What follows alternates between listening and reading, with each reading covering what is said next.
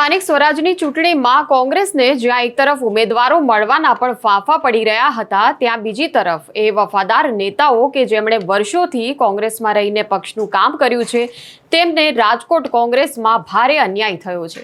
Ticket મેળવવા માંગતા પાયાના કાર્યકરો જ્યારે ફોન કરે ત્યારે તેમને એવું કહેવામાં આવે છે કે અરે તમારું તો કન્ફર્મ જ છે, બસ તમારા વિસ્તારમાં જઈને પ્રચાર કરવાનું હવે શરૂ કરી દો, ઉમેદવારી ફોર્મ પણ એ ઉમેદવાર ભરી દે અને એના પછી એક ઝાટકે તેની ટિકિટ કાપી નાખવામાં આવે। શું છે આ ઘટના? વધુ વિગતો જાણીશું આ વિડીયોમાં। નમસ્કાર, નિર્ભય ન્યૂઝમાં આપની સાથે હું મયુરી।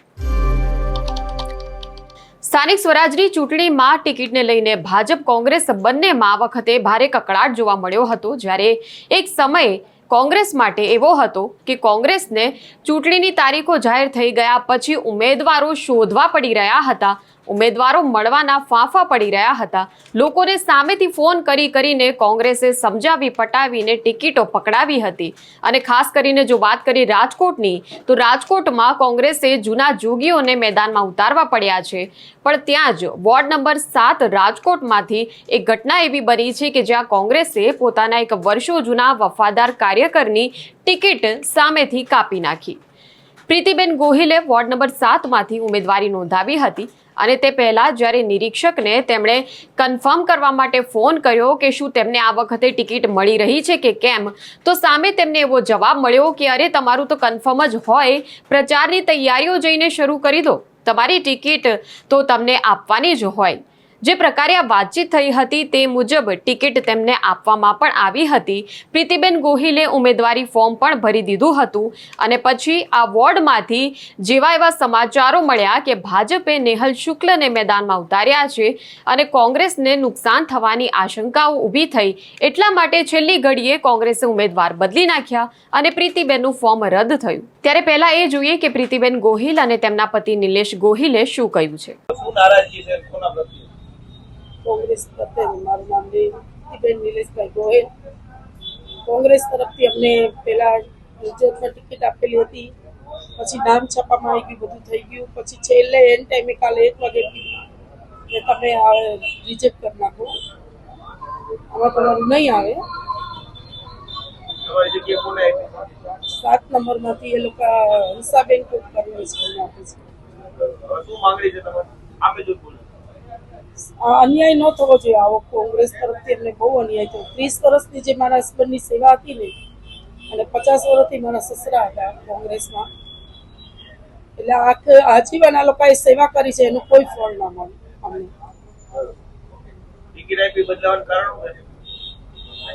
હવે લોકો કેમ રાતોરાત ફરી ગઈ કઈ ખબર નથી, અને અમને ધમકી ભર્યા ફોન પણ આવેલા છે, એમનું નામ નથી ખબર, પણ રાતે 1:30 વાગે આવ્યો તો કે તમે આ પાછું ખેંચી લો। મારું નામ છે નીરજભાઈ ગોહિલ। છેલ્લા 30 વર્ષથી હું કોંગ્રેસ પાર્ટીનો સક્રિય કાર્યકર છું, પૂર્વ પ્રદેશ મંત્રીનો હોદ્દો લઈ ચૂકેલો છું। મારા ફાધર સ્વર્ગસ્થ ડાયાભાઈ ગોહિલ 40 વર્ષથી જે મનોજસિંહજી જાડેજા સ્વર્ગસ્થ ઇન્દિરાજીની સાથે કામ કરેલું છે કોંગ્રેસ પાર્ટીમાં, ત્યારથી મેં કોઈ પક્ષ પલટો નથી કર્યો। અત્યારે મારા ઘરનાની પ્રીતિબેન ગોહિલની વોર્ડ નંબર 7માંથી ઉમેદવારી પક્ષના શહેર પ્રમુખના કહેવાથી ઉમેદવારી નોંધાવેલી હતી। શહેર પ્રમુખે કીધું તમારું કન્ફર્મ છે, તમે પ્રચાર ચાલુ કરી દો, જ્યાં સુધી પ્રદેશની યાદીમાં નામ ન આવે ત્યાં સુધી મારે કેમ પ્રચાર ચાલુ કરો, પ્રદેશની યાદી ડિક્લેર થઈ જ નથી। પછી કાલે મને જાણવા મળ્યું કે ભાઈ તમારી જગ્યાએ બીજાનું મેન્ડેટ આપી દીધું છે। શનિવારે મને 2:30 વાગ્યા સુધી કે તમે કન્ફર્મ છો, તમારું કન્ફર્મ થઈ ગયું છે, ને ટીવી પેપરના માધ્યમથી મને જાણવા મળ્યું કે તમારું નામ યાદીમાં છે, તમે પ્રચાર ચાલુ કરો। જ્યાં સુધી પ્રદેશની યાદી ન આવે ત્યાં સુધી મારે પ્રચાર ખોટો મારો કરવો, મારે શું કરવાનું? એટલે પછી આજે મને ખબર પડી કાલે કે મારા ઘરનાની ટિકિટ, પ્રીતિબેન ગોહિલની ટિકિટ કોંગ્રેસ પક્ષે કાપીને બીજા વોર્ડ નંબર 7માંથી એક લેડીઝને ટિકિટ આપી છે, એટલે મારે આ રોષ છે। હવે અમારી કાંઈ માગણી જ નથી, હું પક્ષમાંથી રાજીનામું જ આપું છું, કોંગ્રેસ પક્ષમાંથી હું રાજીનામું જ આપું છું। નહીં, હું બીજા પક્ષમાં ભવિષ્યમાં નહીં, કારણ કે અમારા ખૂનમાં જ 50-60 વર્ષ થયા કોંગ્રેસનું લોહી જ વહે છે। બીજા પક્ષમાં આ લોકોને બીક હતી શનિવારે કે ભાઈ અહીંયા જે ભાજપની સભા ચાલુ હતી એને એમ હતું કે એને જવાબ દેશું તો હમણાં ભાજપમાં ઠેકડો મારશે કે આમ આદમીમાં ઠેકડો મારશે। ભાઈ અમારા રગે રગમાં આટલા વર્ષ થયા કોંગ્રેસનું ખૂન છે, અમે કોંગ્રેસ બીજી પાર્ટીમાં અમે જવાના નથી, તો કોંગ્રેસમાંથી હું રાજીનામું આપું, ભવિષ્યમાં હું બીજી પાર્ટી જોડાવાનો નથી. ને જ્યારે જે તે વખતે મેં જાહેરાત કરી હતી ઘણા ટાઈમ પહેલા કે અર્જુનભાઈ મોઢવાડિયા ભાજપનો ખેસ પહેરે છે, તેથી પક્ષવાળા મને કહેતા કે મોટા નેતાનું આવું નામ ન દેવાય, આ મોટા નેતા જ આજ ભાજપમાં ખેસ પહેરીને બેઠા છે. હા, નહીં પ્રચાર મારે કરવાનો થતો નથી. મેં રાજીનામું પક્ષમાંથી આપ્યું છે. સેવાની જાહેર કરી પછી પ્રચાર કરવા મારે ક્યાં વાત આવે છે?